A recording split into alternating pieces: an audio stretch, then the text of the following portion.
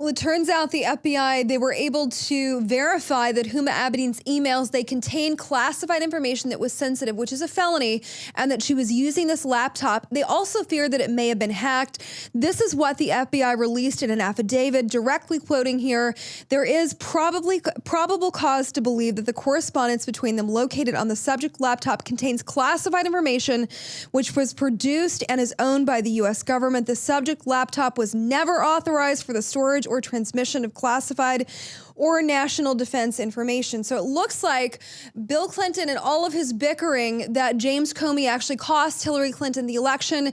While there is some merit to the fact that Comey's reopening of the investigation, when he sent that letter to lawmakers in October and he said, look, we've decided, after clearing her of the email scandal, if you will, he decided to go ahead and reopen that investigation. It's because they believe these legitimate concerns, which they've actually verified. Now, Owen Schroyer, he did an article update over this morning. Check it out. It's on our website, where he talks about how this judge's order, they ordered that the FBI site contain the release of these documents. Just warning you up front, they're heavily redacted.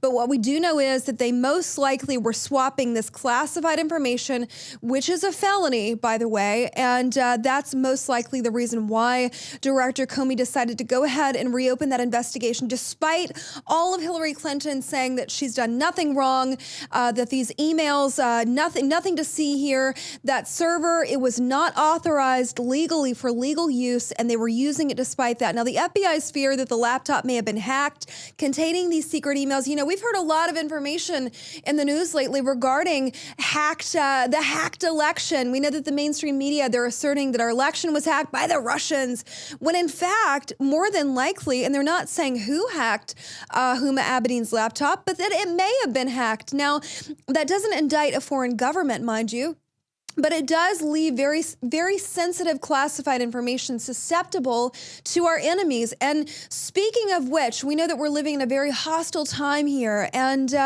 we've seen the recent death of a Russian ambassador, Andrei Karlov, in Ankara, in that museum, that modern art museum, at the hands of a Turkish policeman, shouting Allah Akbar as he murdered him.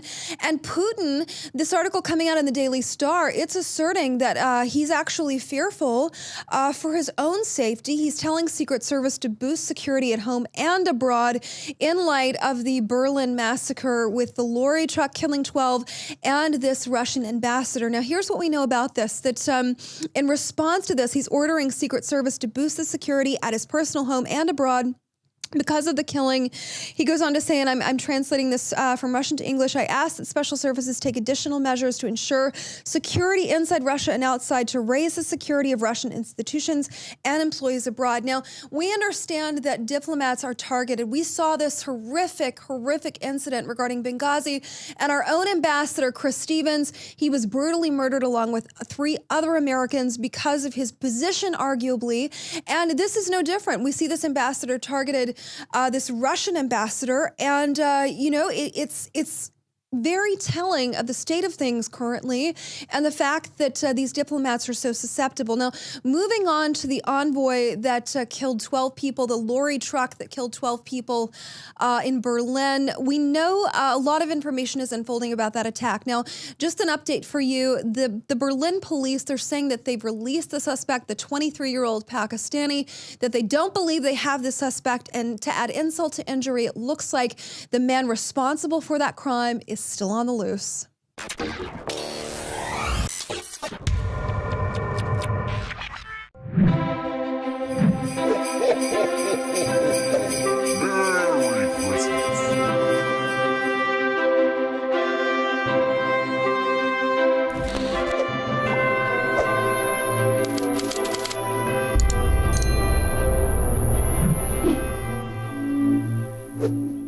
In case you haven't heard, InfoWars has become the most influential media outlet in America. We're making freedom go viral. And now we are proud to announce a new weapon in the epic battle against the globalists. InfoWars Prime, where you can watch live high-definition feeds of The Alex Jones Show, plus exclusive insider videos from the InfoWars crew and behind-the-scenes action. Go to InfoWars.com/app and download today. today. InfoWars Prime is available right now for your iPhone or Android. You will have access to exclusive videos that you can't see anywhere else. And that means live coverage of events and breaking news on location as it happens. You can also take advantage of amazing deals from the InfoWars store that are only available for InfoWars Prime subscribers. That's InfoWars Prime at Infowars.com/app. And if you can hear my voice, you are the resistance.